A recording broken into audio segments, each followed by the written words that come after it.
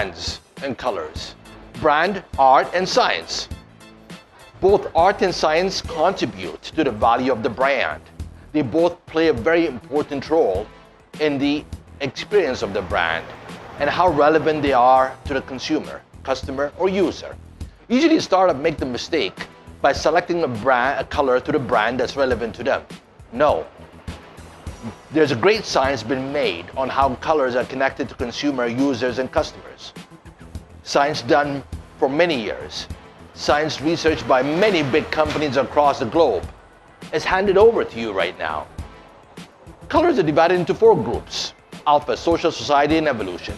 Each group means something. Alpha contributes to the most affluent, more expensive. Social is the mid-size in terms of price, but more socially, more of a mainstream. Society contributes towards environmental, health, and so on. And evolution contributes towards technology. So each part of this group means something in colors. For example, when we think of an alpha color, we think of fire red, very expensive, high plus on the brand price. Alpha red has been branded by Ferrari. Ferrari owns that color, the fire red. So that fire red color is within the category of alpha.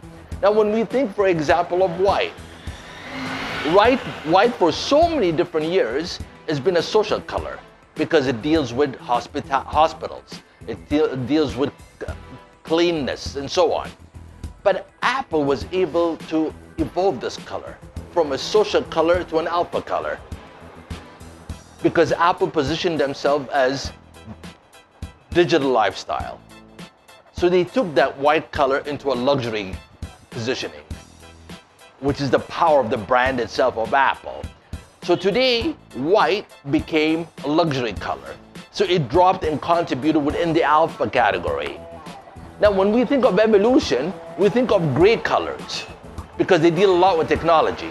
Take out all your cell phones out. What color are they? Usually cell phones come in 2 colors, either black or silver, or dark gray and silver, because it deals a lot with space. And that's evolution colors. Again, colors are divided into alpha, social, society, and evolution. Each group means something within the price point, plus or minus. So how you play the color determines also what sort of audience you're going to attract, what sort of price you're offering, and what sort of communication are you connecting with. So you have to be extremely detrimental and careful on what sort of colors you offer and how they connect to your audience. If you're not very careful, the result could be very costly, extremely costly. So sit back and think, what does my color mean?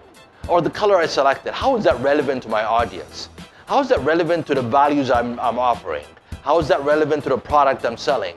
How relevant is it to the app that I'm offering? What is the connection?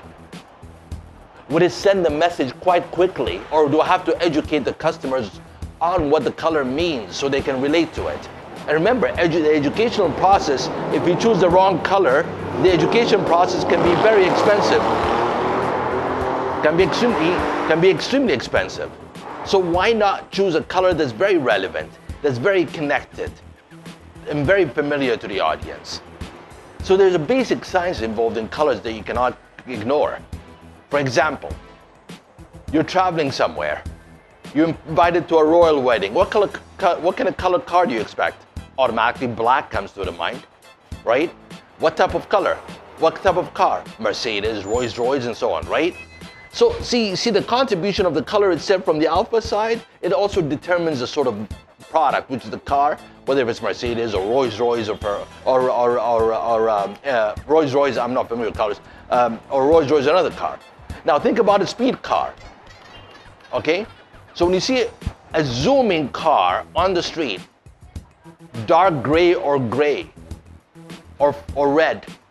So you have 2 kinds. You have the prestigious car, which is Ferrari, and then you have the Porsche, which is not, it's an expensive car, but it's not prestigious. It's speed expensive. So you're gonna have the evolution, the gray color for it, because Porsche is always about innovation. Ferrari is more of the classical side. It's speed, but more of a classical side. So we have to be extremely careful. Now when we think, for example, of I'm introducing health. Most people come to their mind as green color, right? But then there's a lot of shades of green you have to consider. And each shade means something that you can't ignore. I hope that this session has helped you a lot. Have a good one.